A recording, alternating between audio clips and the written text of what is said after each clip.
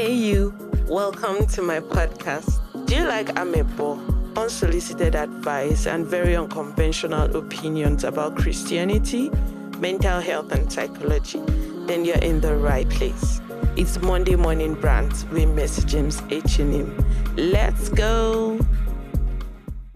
Hello people, welcome again to another episode of Monday Morning Rant with Miss James H&M. Hope you had a lovely weekend. So today what I'll be talking about, let's call the topic how much. So when I say how much, I'm not pricing markets in your hand. The how much I'm saying or going to talk about is how much of BS are you going to take from people until it is enough. And today I'm not just talking about romantic relationships. Let's not always narrow things down to love. It's not just about love. It's also about friendship. It's also about neighbors, any form of relationship you can think about. And in extreme cases, even family. So there's this talk that I've heard a lot, even from preachers of nobody knows tomorrow, you have to hold your friends dearly, hold everybody close to your chest. Nobody knows how tomorrow will go. The egun that dance first is the one that we watch drama last, all of that. I'm not saying it's a bad message. Of course, I'm going to balance it out in maybe the next rant on how we should treat friendships. But today, I'm going to be talking about the extreme part of how we get taken for granted by people we dearly care about, and how genuinely it can be draining if you think about it. You're the one that is always carrying people on your head. Anybody that has problem, you're the one running helter skelter, scattered, looking for solution for them. Your friends call you middle of the night, 3 a.m. You're up. Yeah, baby, don't worry. It's going to be good. When they have relationship problem, it's you. You're always the shoulder to cry on. And then the ones in a while, let's say once in several months, that you need somebody to be there for you. These same friends are nowhere to be found. They're only there when things are rosy, when things are good for you. I don't think in that situation there's anything you're gaining that will now make you think, I don't know tomorrow, let me not cut ties with this person, let me just be tolerating all the nonsense, maybe later they will change. Then we'll not look back at 10 years when we're 40 and we'll be like, wow, the Lord has helped us thus far. These people, this kind of people, I don't think they even hang around long enough for that.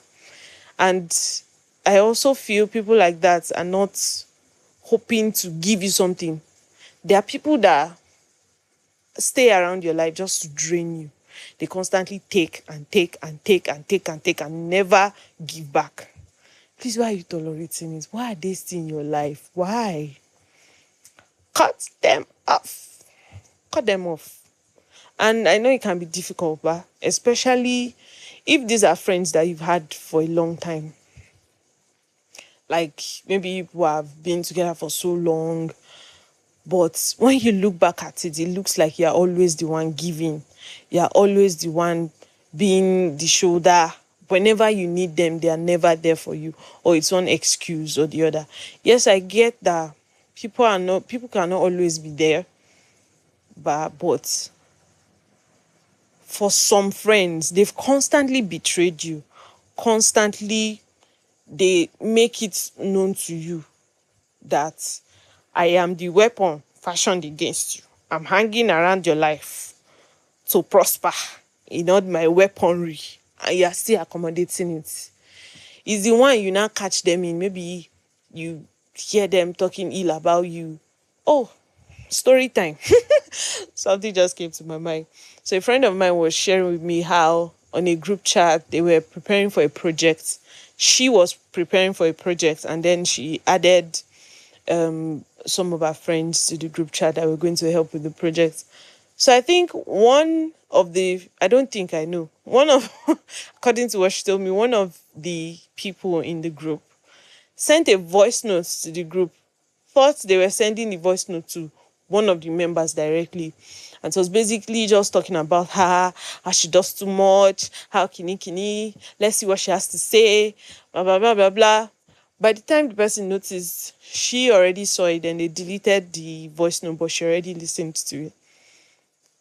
And she was telling me how after this, almost she don't send this person again, blah, blah, blah.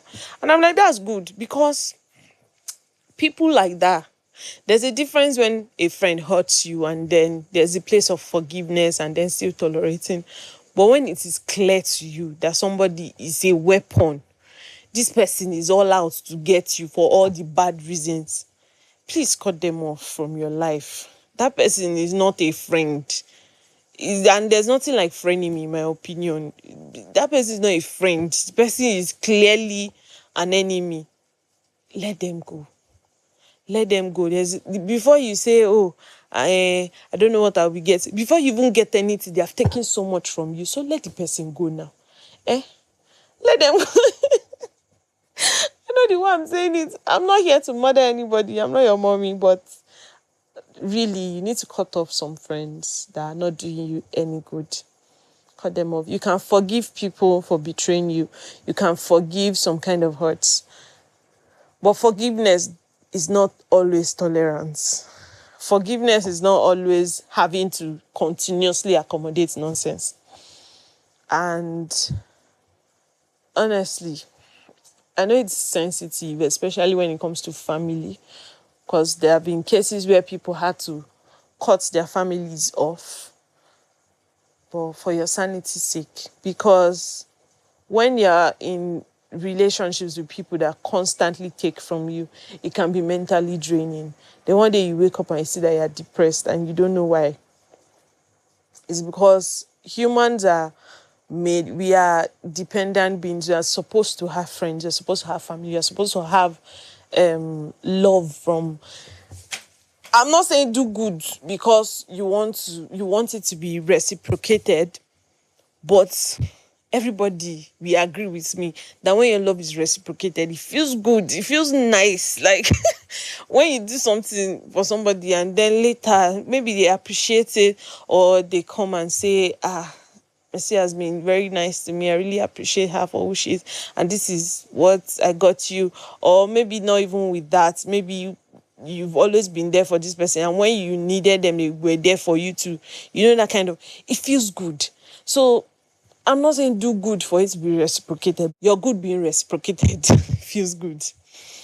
So don't let friends that drain you hang around you. Those ones that are always there for the shiny moments, for the shiny time. When things are tough, they don't want to be around. They don't want to do anything that is inconvenient for you. But they're always the one inconveniencing you. They're the ones that will disturb your sleep. They're the ones that will ask you to help me pick package that's coming for you, that will make you drive how many miles away from your house. They're the ones that have one message or the other to send you. When it's their own time for something, they will come and say you should come and buy 2 million naira be all of this. But when it's time for your own, you'll be like, me, I don't get money. Oh. You think they make it look like it's not a big deal, it's nothing serious. Cut that friend off. That friend is not going to do you any good. Because there have been cases where such friends have taken people's lives, and it will not get to that in the name of Jesus. It won't get to that. So before it gets there, cut them off. And I've been avoiding talking about the relationship part of this talk, but the Lord will help us all. Some of you that keep your exes around, it is well. I am someone that don't believe in being friends with your exes, especially not immediately after you people ended the relationship. You can be friends maybe after both of you have moved on. But even the friendship, you get how the friendship go be, when you know be say una still dey enter each other body, una still dey, oh my god, imagine you've dated before. Okay. So the Lord will help us. The Lord will help us all because yeah, I don't know about that one, no, honestly. Because we see cases where is that ex that you are keeping around your life that is sending all the potential good human beings that are supposed to marry you, constantly sending them away. You see some exes that are still marking territory. They are still peeing around you, making the person you're in a relationship with feel uncomfortable, making the person feel they're still the one. I will always have her, I will always have her heart, or I will always have his heart. They're just there, hanging around your life. See, the actual potential husband will not be like, Omo, this one is still emotionally attached to this person. I can't deal, and it is not insecurity. Let's talk the truth. Everybody, man and woman, wants your person to be your person. I'm in a relationship with this person. You want to know that it is exclusive. Their heart is not somewhere else, and it doesn't make that person insecure. If we want to be real with ourselves, if it's you too, you will not like it. Talk true with your full chest. If now you no go like am. So if you have ex that you know somehow you're still emotionally connected to in a way, or you know maybe you are over that person, but you know deep down that this person is still holding a thread of hope that one day, just one day, something will talk to Francine in her ear, and she will just be like, I think I want to go back to Francis. This love is going to rekindle. You know that this person still holds that thread of hope. Cut them off. Not because they are a bad person, but for your own sanity's sake and for the safety of whatever future relationship you are going to have. Cut that ex off. In rare cases, people can stay very close friends with their exes, but in very rare, maybe you put dated 10 years ago, then you meet several years after you've both moved on, or 5 years ago, it have passed. But even then, you still have to tread carefully. Why? Omo, I don't want to beat it too much, but some of you used to do too much, sha. You're doing bestie with your ex. You're doing bestie with your ex. Okay? The Lord give us wisdom. It is well. And it's not just, it's not just, even in the church, even church, especially church people. Because people like to believe that, some of you like to believe that spirituality covers some kind of things. Spirituality, I'm a spirit-filled being. I'm a spirit-controlled. Okay.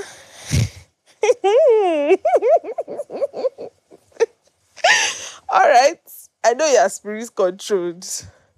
But even Jesus had Jesus wept. That's emotion. Jesus had compassion. That is emotion. That emotion is there. If you have been emotionally attached to somebody and you guys are broken up, I know somehow that emotion have not died finish, you have no business being friends with that person. My own opinion though. Take it or leave it. The Lord be with you. You know your future endeavors. The Lord be with you. So yeah. One last thing I'll talk about, that I want to talk about is the fact that sometimes, okay, let me put it in a category. People are not always bad when they're not on the same pace of love with you. Let me make it make sense. So, for instance, now, I've been in a new town I moved there, I think 3 years ago. And I find myself still being drawn back to people I've been friends with for over 15 years now. I've not made any real new friend. Do you get? And I'm somebody that sometimes, if I meet a new person that I vibe with, there's that ginger. And it made me realize that sometimes we come on to people too strong. I kind of scare them away. It's not a bad thing. Like, I'm not saying you're coming like Joe Goldberg. That's not what I'm saying. But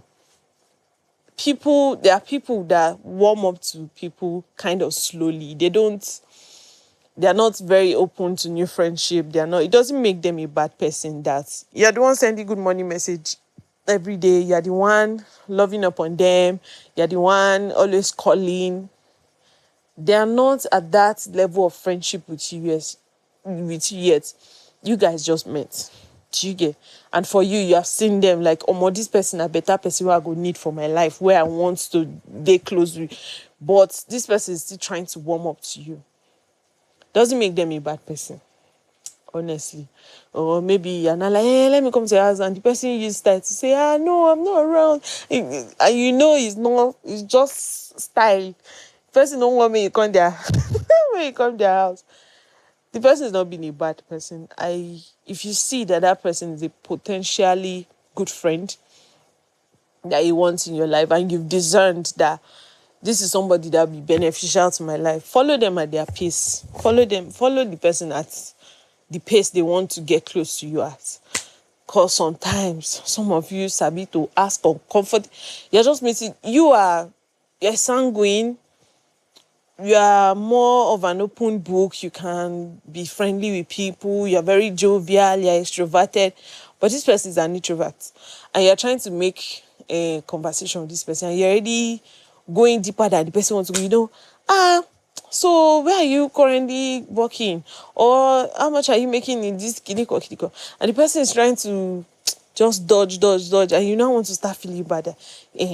I'm even warming up to the person. Even to her. So she's even talking to me. Kidiko. She's so rude. She's so uptight. I don't think it's that deep, honestly. I don't think it is that deep. I just feel sometimes we can come on too strong to people who are more reserved, who are more introverted. And if you have a very outgoing personality, I feel you would have experienced this a number of times, where it looks like you are getting close to somebody and they're just giving you cold shoulder. I feel you sometimes have to tone down. I'm not saying be a different person, but you sometimes have to tone down to meet people at their own pace, to meet people where they are with you, so that the friendship can grow at their own pace. And slowly but surely, you guys will get there. So, I think I'm going to end today with Matthew 10:13-14, where Jesus said, if you go somewhere and they accept you, love them, keep on, they give you food, take it. But you go somewhere and you see that you're not received nicely, dust your slippers, dust your shoe, and leave. I feel it works also with relationships. If there's someone in your life that is constantly draining you, constantly betraying your trust, betraying your love, betraying everything friendship and love stands for, please cut them off. I know it can be hard sometimes to cut people, especially for people pleasers. If you're a people pleaser, it can be hard, it can be difficult. But please do it for your own safety and for your own sanity. I beg you, do it. Oh, all right. How did I forget co-workers? Hey, Shineke. Hey, I do best with your co-worker. This is talk for another day. It is well. The Lord be with you. The Lord keep you safe. Cause his face to shine upon you. Because okay. Somebody has stabbed you in the back constantly, and you've seen it. That they are using you to climb corporate ladder. They are throwing you on that bus to climb corporate ladder, and you are still there doing bestie with your colleague. Okay, it is well.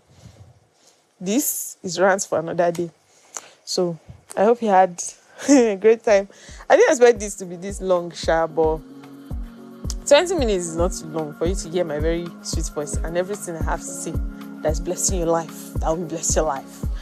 So yeah, enjoy yourself. Have a wonderful week. Peace out.